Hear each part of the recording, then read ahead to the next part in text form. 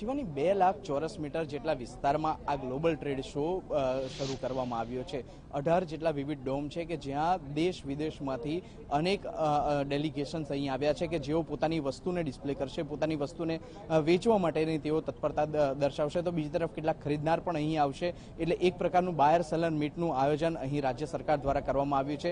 જે આકર્ષણની વાત કરવામાં આવે તો અહીં કન્ટ્રી પેવેલિયન પણ બનાવવામાં આવી છે, જેમાં વિવિધ દેશના ડેલિગેશન પણ અહીં છે, એક સાથે જોવા મળી રહ્યા છે। જેમાં વાત કરવામાં આવે મારુતિની કે પછી ફોર્ડની વાત કરીએ, હોન્ડાની વાત કરીએ કે પછી અન્ય કોઈ કંપનીની વાત કરવામાં આવે, એગ્રીકલ્ચર પ્રોડક્ટ્સનું પણ અહીં ડિસ્પ્લે કરવામાં આવી રહ્યું છે। સાથે સાથે ટેક્સટાઇલ દ્વારા ટેક્સટાઇલનું જે ફાર્મ ટુ ફેશન નામનું અહીં ડોમ પણ રાખવામાં આવ્યો છે, જેમાં ખેતરથી લઈ અને ફેશન સુધી આખી જે પ્રોસેસ છે તે પ્રોસેસનું અહીં ડિસ્પ્લે કરવામાં આવી છે। જે પ્રોસેસ દરમિયાન વિવિધ પ્રકારના જે ઇન્સ્ટ્રુમેન્ટ્સનો ઉપયોગ થઈ રહ્યો છે તે ઇન્સ્ટ્રુમેન્ટ્સને પણ ડિસ્પ્લે માટે રાખવામાં આવ્યા છે।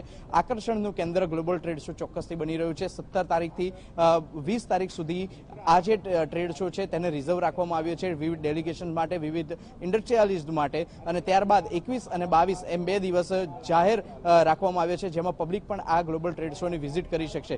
ટૂંકમાં આકર્ષણનું કેન્દ્ર ગ્લોબલ ટ્રેડ શો ચોક્કસથી બની રહેવાનું છે। બિલકુલ નિર્મલ, વડાપ્રધાન નરેન્દ્ર મોદી ત્યાં હાજર બિઝનેસ ડેલિગેટ સાથે પણ સંવાદ કરવાના છે।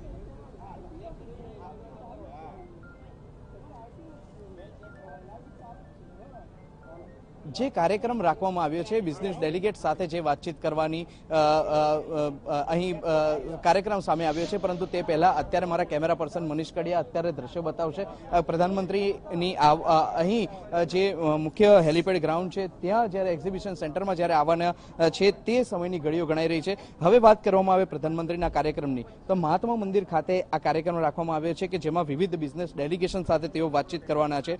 સાંજે 7 વાગ્યાનો આ કાર્યક્રમ છે કે જ્યાં જ્યારે પ્રધાનમંત્રી માફ કરશો મહાત્મા મંદિર ખાતે પહોંચશે, અહીંયા હેલિપેડ ગ્રાઉન્ડ ખાતે એક્ઝિબિશન હોલ ખાતે અહીં કાર્યક્રમ પૂરો કર્યા બાદ તેઓ સીધા જ અમદાવાદ જવા માટે રવાના થવાના છે, અને જ્યાં તેઓ વિવિધ જે લોકાર્પણ કામ છે તે લોકાર્પણ કામ પૂરા કરી અને ત્યારબાદ રાજભવન આવશે, અને રાજભવન બાદ તેઓ ફરીથી મહાત્મા મંદિર જશે કે જ્યાં તેઓ વિવિધ બિઝનેસ ડેલિગેશન સાથે વાતચીત કરવાના છે, રાઉન્ડ ધ ટેબલ બેઠક કરવાના છે। ચુનંદા ડેલિગેશન હશે કે જેઓ પ્રધાનમંત્રીની સાથે આ વાતચીતમાં જોડાશે, 1-to-1 બેઠક થશે, 1-to-1 વાતચીત થશે, અને જેમાં દેશનો વિકાસ કેવી રીતે થાય તે અંગેની પણ વાતચીતો થશે। દેશનું જે ગ્રોથ એન્જિન છે તેને કેવી રીતે ઝડપી બનાવી શકાય તે અંગેની પણ વાતચીત થાય તેવી શક્યતા સેવામાં આવી રહી છે।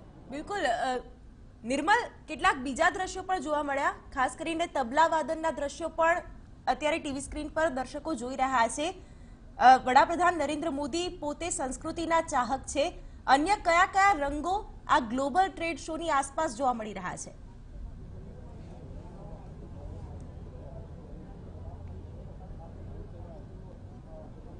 શિવાની, ગુજરાતની જે ઓળખ છે તે ઓળખના માધ્યમથી સ્વાગત કરવામાં આવી રહ્યું છે। તબલા વાદનની વાત કરવામાં આવે કે સ્વાગત માટે જે અહીંનો પરંપરાગત નૃત્ય છે તેની વાત કરવામાં આવે, સાથે સાથે આ જે આર્મીના પણ કેટલાક જવાનો છે જેઓ પણ વિવિધ બેન્ડ સાથે પ્રધાનમંત્રીનું સ્વાગત કરશે। આમ અનેક આકર્ષણો છે કે જેના માધ્યમથી પ્રધાનમંત્રીનું સ્વાગત કરવામાં આવશે। ટૂંકમાં પ્રધાનમંત્રીનું જે સ્વાગત થઈ રહ્યું છે તે એક જોનારું તે દ્રશ્યો લોકોને પણ અચંબામાં મૂકી દે તેવા છે, કેમ કે પ્રધાનમંત્રીની ગુજરાતની મુલાકાત છે, પ્રધાનમંત્રીની ગુજરાતની સફર છે, પોતાના વતનમાં તેઓ જ્યારે આવ્યા છે ત્યારે જે ગુજરાતના પનોતા પુત્રનું સ્વાગત થાય તે માટેની તમામ તૈયારીઓ તંત્ર દ્વારા કરી દેવામાં આવી છે। રાજ્ય સરકાર પણ સજ્જ થઈ ગયું છે પ્રધાનમંત્રીનું સ્વાગત કરવા માટે। બિલકુલ નિર્મલ, જોડાવા માટે આભાર। આગળ પણ આપની પાસેથી અપડેટ મેળવતા રહીશું। તો વડાપ્રધાન નરેન્દ્ર મોદીના હસ્તે ગ્લોબલ ટ્રેડ શોનું ઉદ્ઘાટન કરવામાં આવ્યું છે। આ ગ્લોબલ ટ્રેડ શોનો મુખ્ય ઉદ્દેશ એ છે કે B2B વાર્તાલાપ થઈ શકે, આ સાથે બાયર અને સેલર એકબીજા સાથે સંવાદ કરી શકે અને એકબીજાના નફા નુકસાનની દરકાર કરી શકે। વડાપ્રધાન નરેન્દ્ર મોદી આ આખા ટ્રેડ શોનું અત્યારે નિરીક્ષણ કરી રહ્યા છે, ત્યાં કયા કયા પ્રકારની પ્રવૃત્તિઓ થવાની છે તેનું પણ તેઓ બારીકાઈથી નિરીક્ષણ કરતા હોય છે। વડાપ્રધાનની એ શૈલી રહી છે કે તેઓ કોઈ પણ કાર્યક્રમમાં જાય તો તેને લઈને તમામ માહિતી મેળવતા હોય છે, ત્યાં જે સંબંધિત અધિકારીઓ હોય છે તેની સાથે વાર્તાલાપ કરતા હોય છે, અને ત્યાર પછી જ તેઓ કાર્યક્રમમાં હાજર રહેતા હોય છે। ત્યારે વડાપ્રધાન નરેન્દ્ર મોદીના આ પ્રવાસને 2019ની લોકસભાની ચૂંટણી માટે પણ મહત્વનો માનવામાં આવે છે, કારણ કે વડાપ્રધાન 3 દિવસ પોતાના વતન ગુજરાતની મુલાકાતે હોય અને ગુજરાત માટે કોઈ ભેટ ન હોય તો જ નવાય. વાઇબ્રન્ટ ગુજરાતના અંતર્ગત જે અલગ અલગ કાર્યક્રમોનું આયોજન કરવામાં આવ્યું છે તેમાં વડાપ્રધાન આજે હાજરી આપશે. તો આ સાથે અત્યાધુનિક વીએસ હોસ્પિટલનું ઉદ્ઘાટન પણ વડાપ્રધાનના હસ્તે થવાનું છે. આ તમામ કાર્યક્રમો દરમિયાન વડાપ્રધાન ગુજરાતમાં સંબોધન પણ કરશે. ત્યારે રાજ્યભરની નજર આજે વડાપ્રધાન સંબોધનમાં શું કહેશે તેના પર પણ રહેશે. વડાપ્રધાનનો આ વાઇબ્રન્ટ પ્રવાસ માનવામાં આવે છે, કારણ કે વડાપ્રધાનના 3 દિવસીય પ્રવાસમાં ગુજરાતને એવી અનેક ભેટો મળવાની છે.